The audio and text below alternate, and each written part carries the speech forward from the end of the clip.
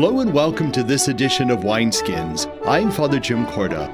Wineskins is a program that features reflections on the lives of the saints and the sacred scriptures, along with a variety of issues and topics, all from a Catholic perspective. Wineskins is brought to you through the annual Diocesan Appeal, the Catholic Communication Campaign, and St. Paul's Catholic Books and Gifts, a division of the Society of St. Paul. On our program today, I will interview Deacon Brook Benedict. We will also hear more information on St. Mary Magdalene, and today, as the Church celebrates the 16th Sunday in Ordinary Time, we will get a deeper insight into those particular Sunday readings. That and more on Wineskins. Catholic Charities is an important part of the life of the Church and her members. To share with us an issue is Nancy Voitus. With me again is Nancy Voitus, who is Executive Director of Catholic Charities for Mahoning, Trumbull, and Columbiana counties. Welcome back to Wineskins. Thank you, Father. I'm happy to be back. You know, Nancy, it's always a pleasure to have you on, not only to learn more about what's going on with Catholic Charities in your neck of the woods, but also to kind of lift that up and to celebrate the wonderful work of Catholic Charities in our area. One of the areas I know that we talked about prior to the taping that we like to focus on in these few minutes is the area of homelessness and housing. We know, first of all, that the Voice of Hope Center has been going strong, so we'd like a little update on that. But then let's get into that topic of homelessness and shelter that's so needed in our area. Okay, well, thank you. Yes, we appreciate being lifted up, and we do have a lot to celebrate because I think we do a lot of good work through Catholic Charities. The Voice of Hope shelter that we were fortunate to open in January of 2021 has run full from the day that we opened. Right now, we have 20 people on our waiting list, so that's always a struggle because we have people calling every day that continue to need shelter. We've actually been looking at some structures and looking at possibly opening a Voice of Hope 2. We really could use more beds. So the housing and homelessness situation just continues to be a really, strong problem in the area. One of the phenomenons we're experiencing right now is lack of housing to find for people to move into. So we have funds available to help people with security deposit, first month's rent, to get people started, but we can't find vacant units. And we are in the process of trying to recruit anybody that might be in the business of having empty buildings, empty duplexes, empty apartments, that they might be willing to work with us to get people. We do a lot of work with people to get them settled. We do budgets. We make sure they have an income. We kind of have a plan with them on how they're going to be successful. We have some landlord incentives built into our grant, so we can provide some financial incentive to some landlords right now if they're willing to work with us and work with our clients. So that's kind of our big focus right now. And this isn't all, we have the incentives in Mahoning County, but these are issues in all three counties that we're finding. I would imagine one of the things that you really try to do when you look at housing and the situation for housing is to find safe housing. Yes. And not just something where it's a roof over their head, but something that's adequate and personal, right. Something that really helps the individual. You don't want to put someone who's in a housing situation in a real bad place, right, where they have other worries to deal with. Right. And we run into that. Sometimes we do a lot of things where people are doubled up. And right now we have a 77-year-old woman calling us who lost her place. She has an adult daughter who's disabled. They are living with relatives, but the house has a lot of activity where she's suspecting there's drugs being dealt. Mm-hmm. It's an unsafe area. They've been threatened a few times. They get a monthly check and they're threatened with robbery every time they get paid. So there are people in unsafe situations. So we want to get people into stable housing, stable places where they can feel safe and feel comfortable and be stable.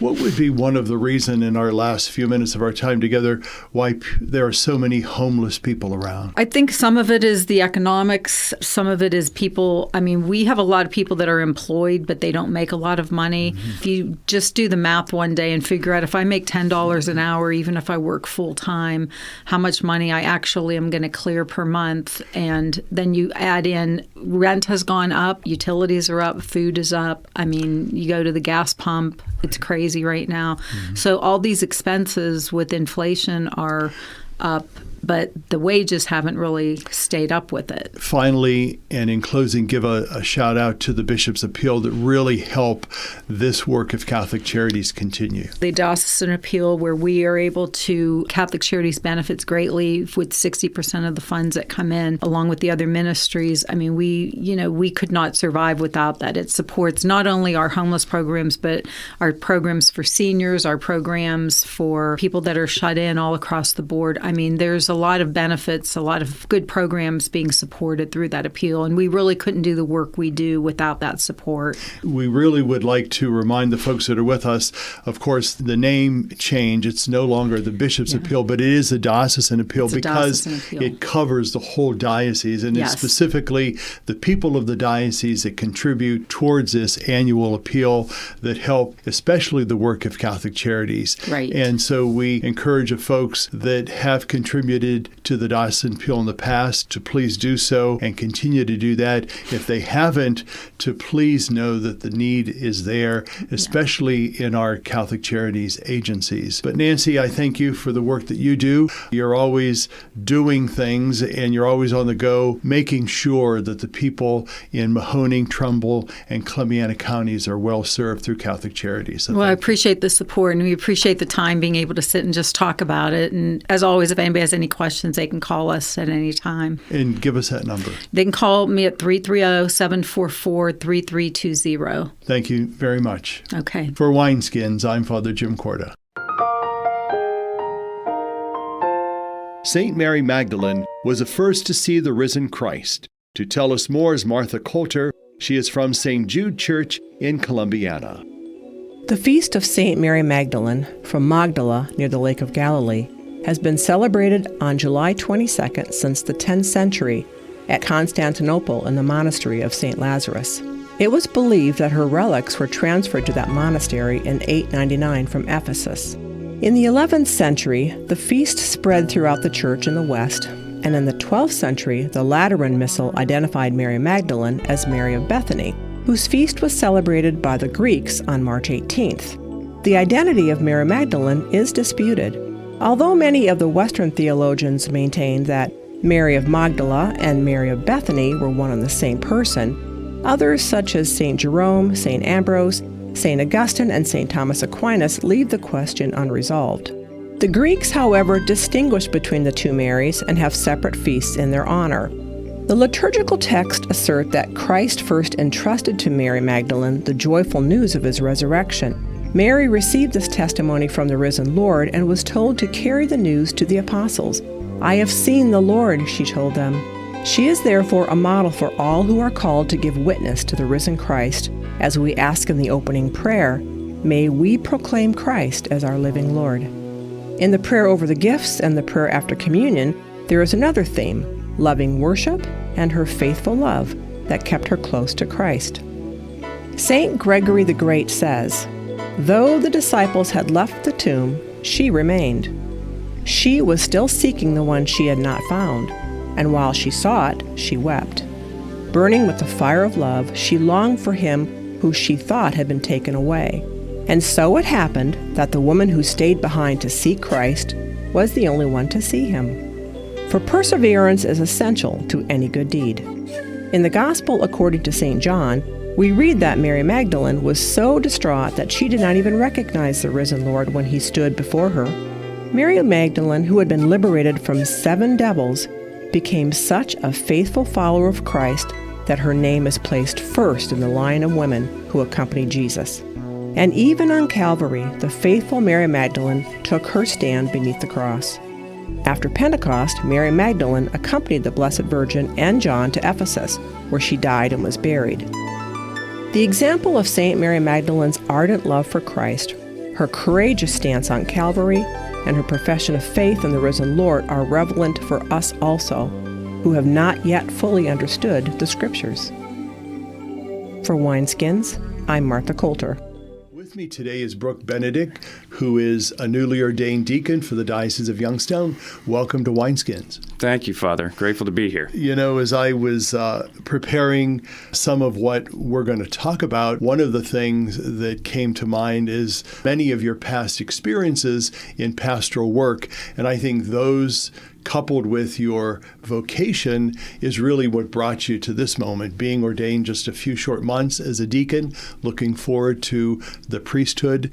And what in your past and even present pastoral experiences have you really lifted up to give you that inspiration that moves you forward? It's been the journey with God's people. At the end of every day, it always comes down to the honor, the privilege to have a front row seat to grace, so to speak. It's such a privilege to be a part of so many special moments throughout the lives of the people of God. Baptisms, First Communion, Confirmation. I truly believe that I received this vocation through the people of God. The desire to want to serve them and their witness to the gospel really only makes me want to be the best servant that I can possibly be for them. And I know some of the experiences that most of us have in ministry, especially diaconate and priesthood, is really the support we get, the support from our classmates, from our peers, from our family. Talk a little bit about, first of all, the support that you have personally from your own family. They were most supportive when I entered the seminary, and they were always supportive from early childhood, actually. I was pretty certain at a very young age that I one day wanted to discern this vocation formally in the seminary setting, and my family sort of gave me the courage to do so. Let's talk also about the support you get from your peers. You know, you do a lot of enjoyable things with them besides your studies and normal day-to-day events. What is that experience, having that support among your fellow seminarians? It certainly is a grace and a privilege to be able to walk with other men that you share the same mission with. And in the seminary setting, your peers and your friends are such a grace. We can support each other when we really need the support, be it that emotionally, spiritually, academically. We can also, good friends also help us to keep a good sense of humor every day and not take ourselves too seriously. That does help, this kind of strange world that we live in. One of the other things that I'd like us to talk about is the challenges that lie ahead. You know, in our fewer priest situation, not only here in our diocese, but around the country and in many places around the world, with fewer Catholics coming into the church or remaining in the church, there's challenges that lie ahead for us. As you, as a young deacon now, in anticipation next year for being a priest, what are some of those challenges that might concern you or that you've thought about, that you are working towards preparing for to enable positive and good ministry in the church? The funny thing is I do not really feel any serious concern or alarm, even though that is the present reality that you've mentioned, that, you know, we will have work to do. And I guess a good way to say that would be, you know, the harvest is abundant, but the laborers are few. But I guess I also sort of feel that I don't know that the laborers are few, because everywhere I have been, I have always been astonished at the devotion of the people of God. And truly, the priesthood of the greater baptized has always been an example to me of what a good priest needs to be for the people of God. And I believe that the office of the priesthood really is to support and uphold the priesthood of the greater baptized. You know, it's interesting, as you were talking, I think that's a real positive approach to ministry, because we cannot anticipate challenges or problems that arise. When they arise, we deal with them, we work through them, and I think that's a positive way of looking at that. And as we do go through ministry, we know that we're supported by one another, we're supported by classmates, fellow priests and deacons, we're also supported through family, but ultimately it's the Spirit of God that's working in and through us that helps us. As you look forward to your year now of diaconate, what are some of the things that you hope to do in ministry? I look forward to really being called to carry out the duties of the office wherever they are needed. It is such a joy to preach. It is such a joy to be the witness as two people enter into the marriage covenant together. It is such a joy to watch someone begin their new life in Christ at baptism. It's such a privilege and an honor for the deacon to be able to assist the church with those sacraments and those rituals, to be the presider over those rituals. And once again, at the end of the day, the joy of serving the people of God is always a lasting reminder of why we do what we do. What I'd like us to talk about is the gift that you have of being a singer, an organist, and a pianist. And I think we would be remiss if we didn't lift that up. That's something that God has given you as a gift that you celebrate. How have you used that within your ministry? I came to realize that it is a very serious part of my spirituality. And I came to realize what an intricate part of my prayer life making music is. And it really is one of the primary ways that I experience the presence of God in my life. I believe it's truly a gift from Him. And it was through the doors of music ministry that I saw that I needed to walk through and enter into this vocation to the diaconate and God-willing priesthood. It was in planning wedding liturgies. It was in meeting with grieving families to plan funeral liturgies. It was in working for special occasions, working with people of the parish, just to plan out the liturgies that is the source and summit of our lives, really, so from which everything flows. And that was what made me think very seriously that I might need to pursue this, and here we are now. Well, Deacon Brook Benedict, we first of all thank you for being with us Thank you, on Father. Wineskins today. We thank you for your vocation to the diaconate and, God willing, to the priesthood next year. We thank you for the music and song ministry that you perform. Thank you, Father. And we just thank you for helping us understand better what your ministry is all about and what we look forward to celebrating with you in the future. Thank you very much, Father. For Wineskins, I'm Father Jim Korda. For more pertinent information and to listen to Wineskins, visit www.doi.org, the website of the Catholic Diocese of Youngstown. Stay with us. We'll be back in a moment. Christopher Minutes, thoughts on making every day count. Here's Monsignor Jim Lisanti. Hello, friends. Owen Bradford Butler had a knack for sales. His talent propelled him up the corporate ladder at Procter & Gamble till he became chairman of the board. But Mr. Butler believed that he should use his skills for more than just personal career advancement. In particular, he had an interest in early childhood development. Mr. Butler became a passionate advocate for children, often speaking out on corporate America's responsibility to support their development. Today, Bright Beginnings, the program he helped create in Colorado, brings an increasing number of newborns and their moms support each year. My friends, if your talents bring you success, it's important to give something back to the community. Whenever you help someone in need, you create a brighter future for them and for yourself. I'm Monsignor Jim Lisanti. Thanks for listening, and God bless you. Church World Service believes that being self-reliant is a joy everyone should share. So around the block or around the world, share the joy. Our song today is from the CD called Love Songs Inspired from Above. It is by the Kellenberg Memorial High School Choir.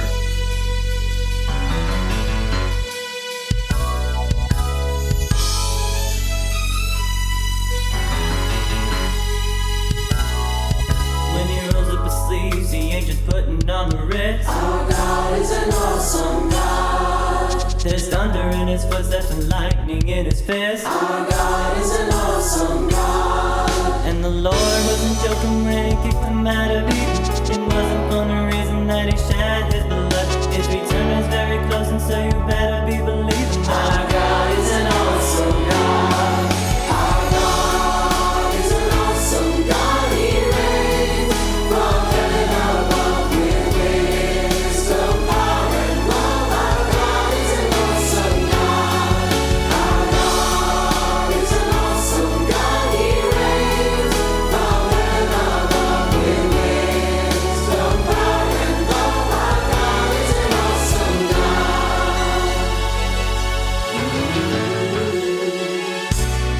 And when the sky was starless in the void of the night, Our God is an awesome God. he spoke into the darkness and created the light. Our God is an awesome God. The judgment and wrath he poured on us Adam. The mercy and grace he gave us at the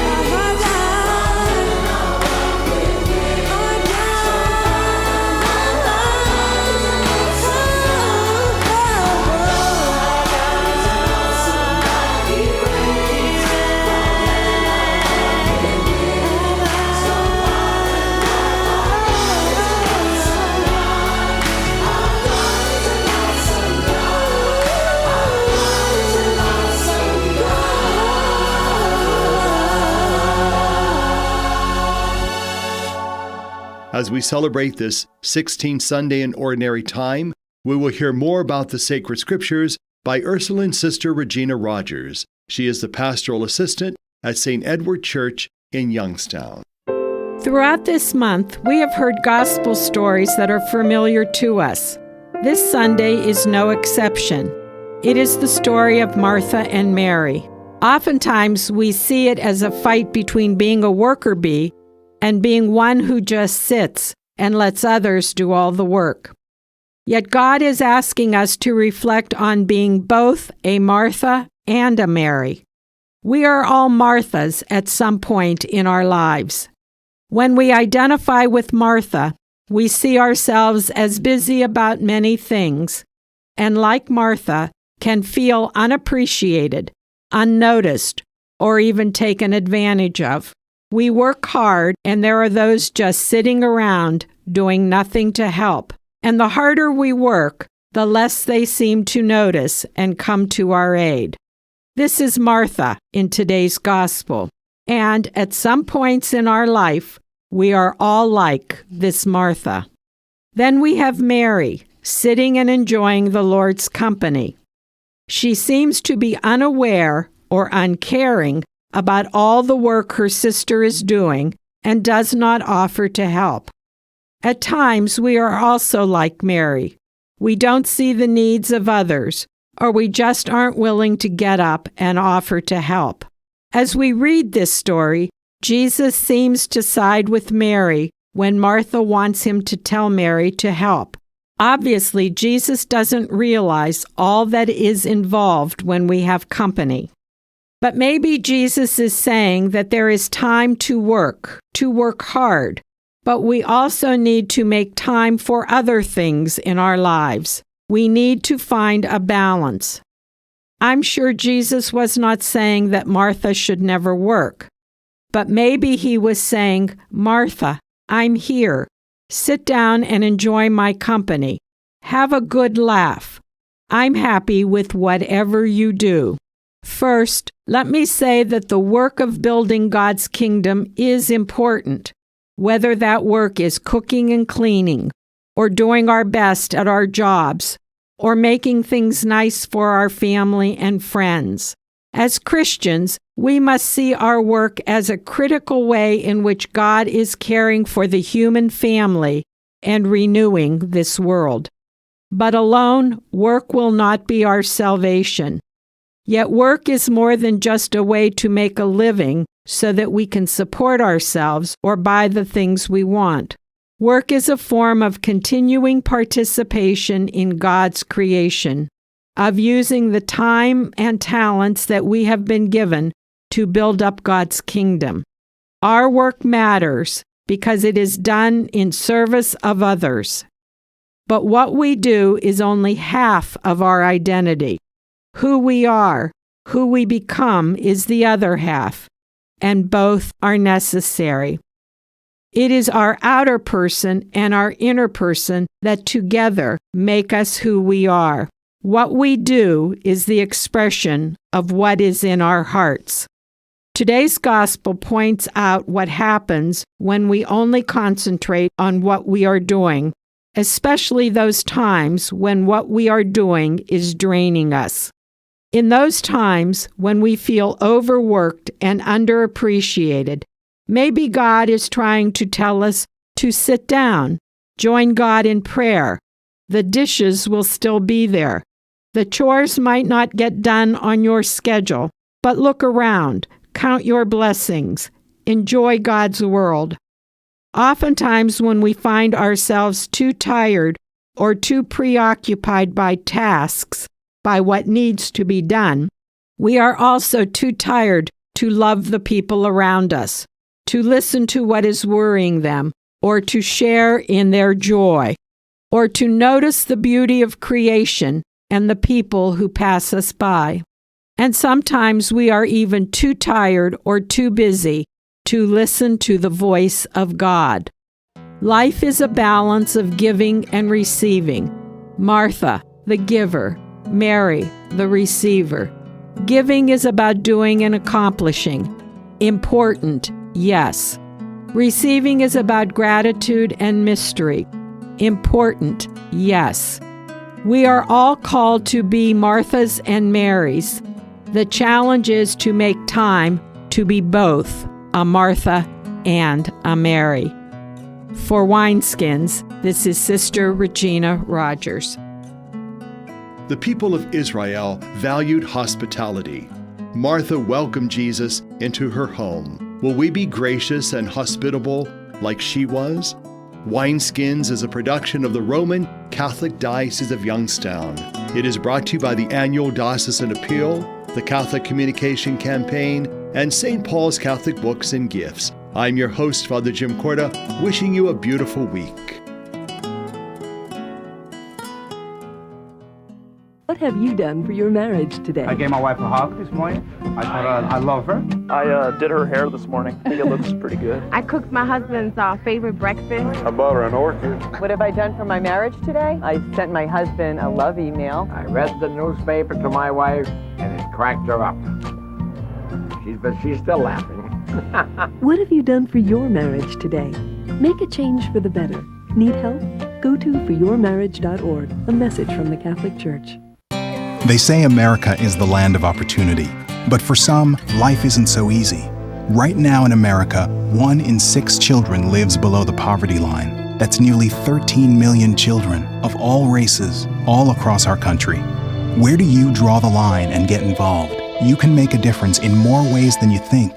Go to povertyusa.org today, because 1 in 6 children in poverty is one too many.